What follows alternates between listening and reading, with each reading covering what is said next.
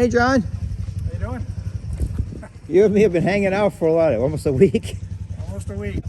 And it was a lot of work. We started out, even before we got here, you removed, basically you did an engine change on this one.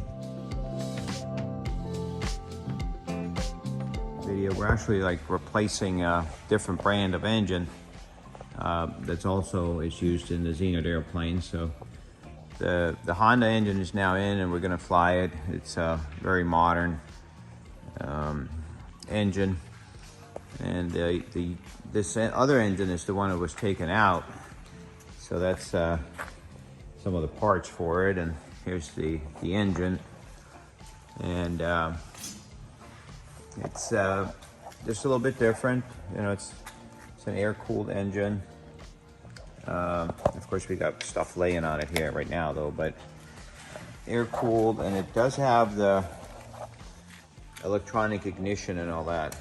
You decided you wanted a different engine. I did, yeah. It was powered by UL350is. I bought the plane, I didn't build it. Got a little bit of time into it, and I've been studying the Viking engines and decided there were features about the Viking engine that I preferred. It's a hobby, and I wanted to make the plane exactly the way I would have made it if I had built it. That included an engine upgrade as well as also some wiring changes that we made, this past year. Now, we were lucky enough to have Terry and Jake and Jake's daughter show up for lunch, and they're both explaining how they also are happy with their engine changes. We had O200s removed from each of these planes not too long ago and replaced with the Viking 130. So now, within a few miles of each other, Terry, Jake, and now John all have the same airplanes with the same engine. And so we'll bring this in and show their visit and the great lunch that we had together. Now, Terry, you got the stall fences put on, right? Yeah. And Jake doesn't have them. Is he a better pilot, or what's going on? He's pretty excited. He wants to see how these do. So Oh, he uses you as a test guy. I'm the test pilot. I also did this. So Oh, look at that. So I get rid of my filters and all the... Wow, I just installed this without it, and yeah, this makes it real easy. I ought to be able to get at everything, change the filters. Now, tell me about it. Did you make this yourself, or? No, I bought that off in, I forget the guy's outfit. He's down your way somewhere. Okay. He makes these laser done, and they come with two sides. You put one on each side, you cut the hole out of the center. The guy's putting my stripes back on Tuesday. Okay, good. Now, let me look inside again. That's awesome, because now, wow. Yeah, oh yeah. It changes everything, doesn't it? Yeah, it does. Yeah, talk about being able to do, a nice inspection. Even on pre-flight, you can see the whole That's what system. I mean. You can open it up pre-flight and look at everything. That's great. And then you got these guys. Yeah. And I see, yep, you put little stiffeners on there. You won't, as you know, you've flown a lot, you won't really tell too much unless you get really, really slow. And then you'll feel like if it's, giving out on you or not. But Well, I landed, the last landing was, the last of the approach, where you come in over the trees right there, I was 40. And when I touched down, you couldn't see any. Hopefully you don't get shot. There's like an armed gang up there. I see that on it. oh, look at that. Jake's got his seat belts in. And Terry's going to do the same. Melissa delivers a lot of these, and basically for safety, that is nice to have. Even the front one, we're not doing aerobatics or anything, but they're bush planes, so something happens off airport or landing, and you flip, and there you go. It's going to hold you in. What else we got? Mini iPad, same. We got one of those. That's like the perfect size. It really is, and Yeah. The ability to be able to take it out and update everything or plan your flight. Yeah, love it. And then a Stratus. You're trying to keep it cool? Yeah, it does overheat if you keep it up in the sun. Yeah. Nice. So, tell me, you've been flying how long now? So you installed it at 48.6 and we're at like 71 now. So did the whole gearbox, drain, fly, drain, fly. So this is the furthest one, but furthest flight, but it's no regrets at all. It's both And- Terry and I. Yeah, well, he said he likes it too. So, are you doing the fuel door, or are you just gonna leave it? I think because the way you had to install mine, because Yeah. mine's an older model, you had to put one on the bottom. So the fuel door, I'd only be able to place the top one anyway. So I'll just go through the bottom. Looked at the video that the other guy had, and then I set them up, and I tried to figure out where they would lay the same distance up here from this all the way back. So I got them both the same, What do you got? A couple of inches? and I don't remember now. I got it wrote Okay. down on paper somewhere at home, but Yeah. you know, I just just Well, basically, they're made for the Super Duty. Yeah. Yeah. So then so these holes don't line up perfectly, No. but you got some of them. Yeah, oh yeah. Yeah. Yeah. And then I see you got a row of rivets, kind of like along the edge inside here. Yeah. Same. Yeah. Yeah. I tried to do the same anyway. Okay. And then some stiffeners. Yeah, and you know, it's pretty stiff. I mean, and I got good movement on everything. So Yeah, see maybe right there, maybe see? what I would do is reverse this rivet. Okay. Just that one. All right. Other than that, it looks great. All right. And we're gonna get a full report on if it does anything after you get some hours on it. Yeah. All right. Well, Good. interior is my biggest plan. All right. I bought the piano hinges off of you guys, and I'm going to take these out.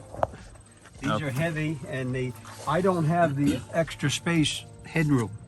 Okay. Like See, I'm an older version. okay, because the newer airplanes have that's gone, Right. and there are little triangles in here instead. Right. Okay, so you want to lower your seats a little bit. Right, and I'm gonna put the piano hinge down Mm-hmm. and the seat on it, and be able to pull a pin and change it if I want to. So then you probably reduce 10 pounds total between the left and the right. Yeah. And you're getting a donation almost for seats. Yeah, Bill. Bill Fay or Fahey. Yeah, he's been awful good to me. He come down and helped when we did the airplanes, and I really liked the man. Nice. Well, nice he's man. doing the real fancy stuff, the Lemke, Yeah, and leather. so he has the other seats, and you're gonna be getting those. And how about what else this winter? I'm gonna do the panel. All right. The panel, I just kind of cut stuff out and stuff when we did the engine, and I'm gonna redo. I got to move the Viking view up here where I can see it better. Okay. I'm gonna buy a new radio, and Jake thinks I ought to have a guy that makes the panel laser cuts them. Okay, so you just plan it all out and then have it done. Yeah. That sounds good. Yeah, but you know, That'll be a nice winter project. I Yeah. got little to do here and little there. I see your temporary door locks are still Yeah, but working fine. I've got new doors coming. I already ordered them. So you're gonna do the all metal doors. Yeah, the one with a nice metal Okay. frame, and then I can put a piece in here and seal them. Okay. You know, that was my wife's request. They want it to be comfortable. That was my wife's Yeah. I request. see a little bit up here. Get that all sealed off, and Yeah. and the whole airplane will be comfortable So and that's warm. going to take me a little while to build Now, the doors. is this the one where we put the heater over there? Yeah, we changed. It's a little different than Jake's, not much. Okay. but Then I put a defrost up. Yeah. So you got that going, Yeah. and the heater works fine. Oh yeah. Good. Yeah, I taped it off all summer. I just got it to the point where it's got some air going through it now. All right. Well, the airplane looks the same as when we. Now I see you did a prop balance. Yeah, we've been temporary. Yeah. Yeah. And then you're gonna move the weights inboard. Yeah. And did it? How did that work? Because I know you went with Alyssa, and she and you guys got the prop balancer from us. Yeah. And was it easy to do? Hard to do? Did it make any difference? Took a little while to figure out when it told you where to put the weights. Mm-hmm. You know, I got to think a little bit. I'm an old farmer, so I got to be careful. But once we figured out where we had to put stuff, and it took some experimenting. We did Jake's again just yesterday because he wasn't happy with his. So, but mine we got right now. I forget what it was. I got it wrote down. but we got it- 0.05 or something. Yeah, it was pretty. It was pretty good, Right. you know. But Jake's we couldn't get down that much. But yesterday we got it down good. Okay, so they're both balanced. Yeah. And so he's got weights on his too. Yes, same thing. This is more in one spot. Well, now you need a little digital postal scale so you can figure out with the hardware and the bolts and all that stuff when you move it. Yeah, Yeah. that's what we had to do with his right there. Good. Well, it definitely makes a difference. Yeah.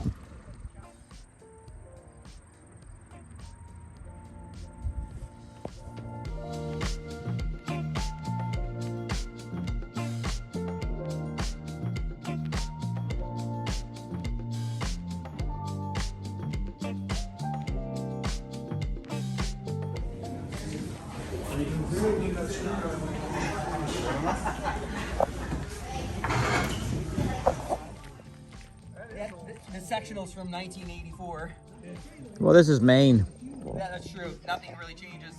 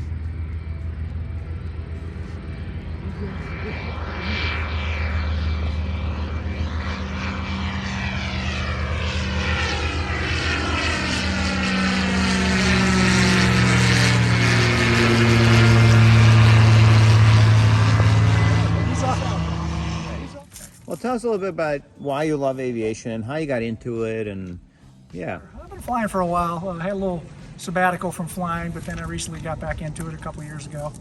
I started flying back in the early 90s, and most of my time is in fixed wing. I've got some helicopter time as well. I like the way a helicopter can land in a short space, but the cost of owning a helicopter is quite high, and the Zenith cruiser even, or the Stall, they can slip into pretty small spaces, so that seemed like a pretty good cost-effective Way to do option it. to do it. Yeah. And you're already thinking about bigger wheels. I am. Yeah, these are a bit tiny, so I think we need to upgrade those. And So you'd be part of the, what they call them, big tire cruiser guys. big tire cruisers. Yeah. Well, what do you think of what we did? I mean, there was, you took the other engine off and prepared the firewall and got it ready, and then we shipped an engine, and I showed up, and it was quite a bit of work, wasn't it? It was definitely. I knew it was going to be a big project. It was. It's not a small project. I'm glad you were here. Would have taken me quite a long time to do what we did, and probably not at the same level of quality. But it was definitely several long days, 7 a.m. to dark.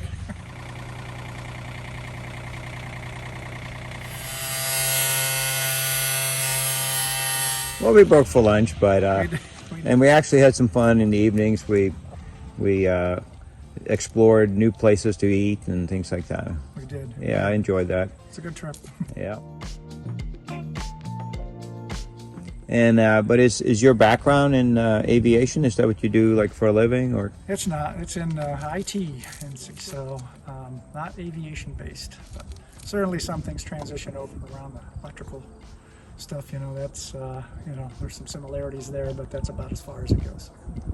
And today was a big day. We weighed it, and it came in at a same weight as everybody else with these airplanes. A little bit heavier than the UL, but also more power. Now, how did it look from? I mean, you haven't flown it yet because we're still waiting for. Going to extend the nose wheel a little bit to get the prop off the ground. But I flew it. You were watching from the outside, and we've been running the engine. And so far, what does it seem like? It's very smooth. Sounds really good. Just, you know, it sounds like a really tight engine. I mean, it seems like it has a ton of power, especially doing some of the run-ups here on the ground. I'm sure it's going to be fun to fly. It got right off the ground when you took off. I mean, I know that this plane generally gets off the ground quick, but you didn't need much runway, and I'm sure that was a moderate takeoff versus, you know. Yeah, when we had 90-degree crosswind, or 80 anyhow, and we had cruise pitch, you know, takeoff was at 4,800 RPM. And of course, in the stall airplanes, we'll dial them into like 54. More time to go. Now, you've flown here a while, right? Yes. So we're going to do a first flight in John's plane. So what would you recommend? I mean, I'm looking at the windsock. It's kind of 90, but it prefers taking off that way. So Okay, so that runway would be runway 29. okay, and I see some hills out there. They're kind of far out, though, right? Yes, they are. And There should be no problem. what do we got for condition on the asphalt? The asphalt is would rate it as being poor to very poor. Okay. You're coming in on 29. Okay. Over here. Over here, when you come over the road, we usually like to stay about 500 feet coming in for landing. And right about this area here with this crosswind, it could be sinkhole.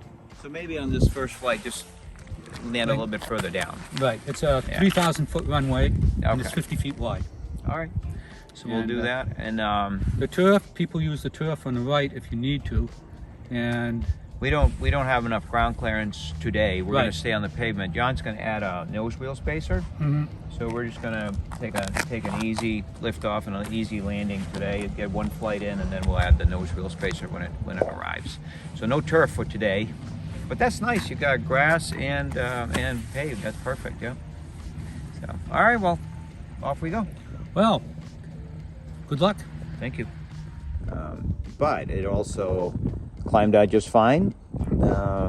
No issues there, and leveled it off, and we're cruising at a medium power setting at like 125 miles an hour.